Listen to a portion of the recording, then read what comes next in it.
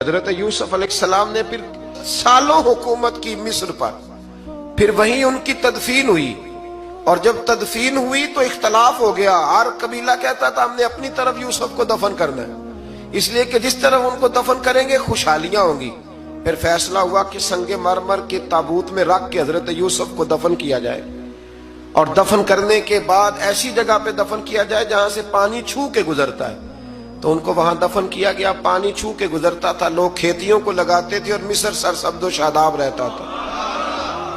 اور پھر حدیث پاک میں موجود ہے، مولا علی شیر خدا رضی اللہ تعالی عنہ فرماتے ہیں کہ نبی کریم علیہ السلام کی بارگاہ میں ایک اعرابی آیا، حضور نے فرمایا کچھ مانگ لو اس دیہاتی سے۔ حضور نے فرمایا ہے آج وہ مائل باتا، اور بھی کچھ مانگ لے۔ تو وہ کہنے لگا حضور آپ مجھے سواری کے لیے اونٹ دے دیں۔ حضرت علی کہتے ہیں میں نے کہا ہے افسوس، مانگا بھی تو کیا مانگا۔ حضور نے فرمایا چل کچھ اور مانگ لے۔ کہنے لگا چلے آنے جانے کے لیے کرایہ بھی دے دے، زادرہ بھی دے دے، کھانے کیا مانگا۔ تو حضور علیہ السلام نے اسے دے دیا۔ تو محبوب فرمانے لگے تجھ سے تو موسیٰ علیہ السلام کے دور کی وہ بوڑھی اچھی تھی۔ کہا وہ بوڑھی کون سی بوڑھی؟ تو حضور علیہ السلام فرمانے لگے رب کریم نے حضرت موسیٰ کو حکم دیا کہ جب آپ مصر سے نکلیں تو حضرت یوسف کی قبر کو کھود کر ان کا تابوت بھی ساتھ لے جائیں۔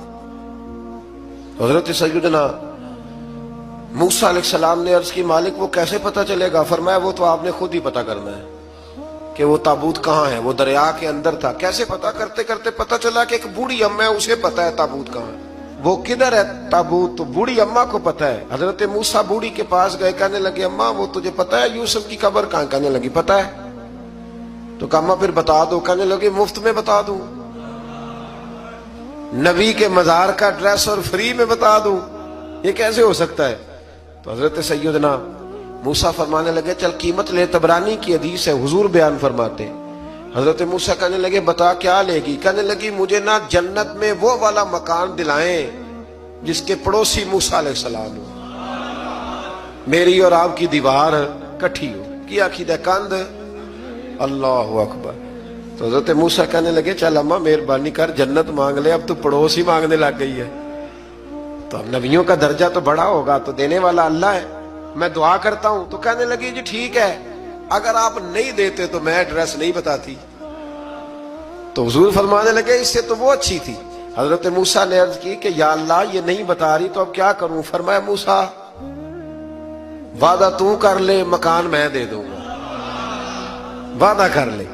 تو حضرت سیدنا یوسف کا مرتبہ دیکھیے کہ ان کے مزار کا پتہ بتانے کے لیے، مزار کا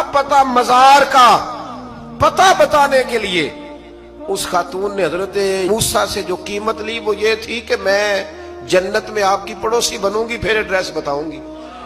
تو حضرت موسیٰ نے وعدہ کیا، تو پھر اس نے پتہ بتایا کہ فلاں جگہ مزار ہے۔ یہ تقریباً سینکڑوں سال بعد حضرت موسیٰ وہ وہاں سے نکال کے تابوت کو اپنے ساتھ لے کر کے گئے۔